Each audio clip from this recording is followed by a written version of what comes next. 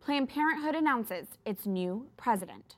We have to do everything that we can to fight. Everything is at stake. There is no more important time than now. That was Dr. Leana Wen, who is expected to officially begin her role as president of Planned Parenthood this November. She is an immigrant, an emergency room doctor, and the commissioner of health for the city of Baltimore. This announcement follows the departure of former Planned Parenthood president Cecile Richards earlier this year.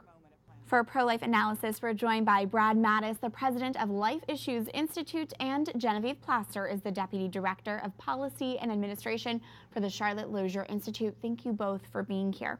Happy to be here. Thanks for having us. It's really good to have you. Okay, so first question, what is your first impression of Dr. Wen, and what does this tell us about Planned Parenthood's strategy in appointing her?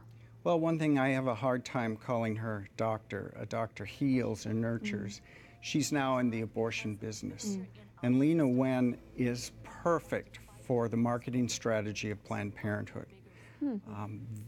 Not since their Who Decides campaign have we seen such aggressive marketing that abortion is health care.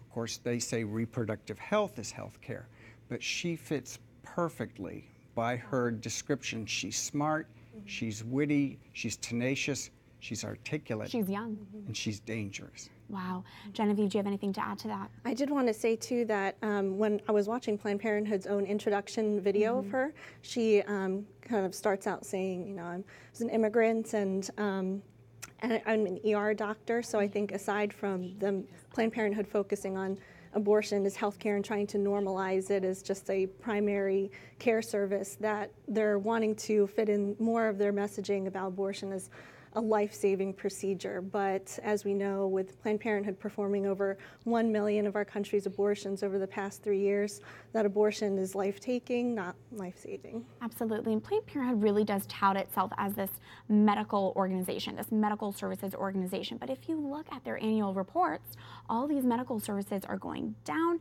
abortions are going up. Do you think this new appointment of Leana Wen is going to change that?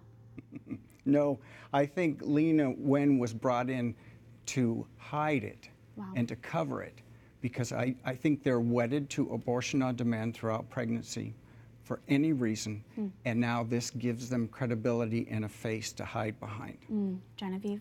As you said, their medical services have been recorded in their own annual reports to be going down, and over the past 5 years, we've seen from their own reports that their total services are down 13%.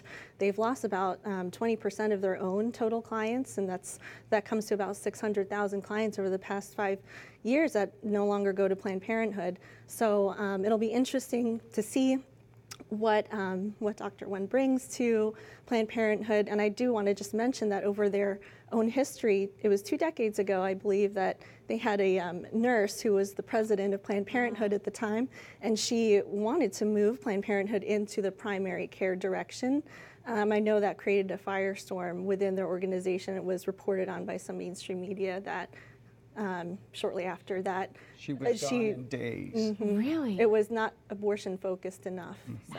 That is very insightful. And as we're talking about Planned Parenthood, and they are in the abortion business, meanwhile, pro-life pregnancy centers are really serving women. And according to a new report from the Charlotte Lozier Institute, which is the research arm of the Susan B. Anthony list, last year these pro-life pregnancy centers served nearly 2 million people. How does the patient experience really differ between the two, between Planned Parenthood and these life-affirming centers? Yeah, I want to say that with the wonderful work of pro-life pregnancy centers, the workers are, in 9 out of 10 workers in 2017 were totally forewent any sort of financial payment whatsoever. So they have no financial gain.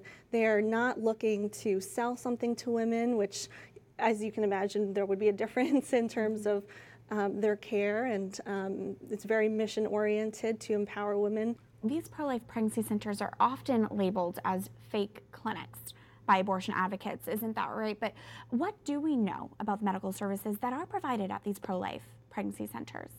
Oh, they're almost endless. Besides a pregnancy test, you can get sonograms, STD testing, parenting classes. They counsel fathers after abortion as well as mothers. And as you say, everything is free. I talked to a woman last week who said her experience at Planned Parenthood was gray and dirty. Gray, dirty, and depressing. And she also had an experience at one of these centers, and she said it was loving, it was nurturing, it was the place they wanted me to be.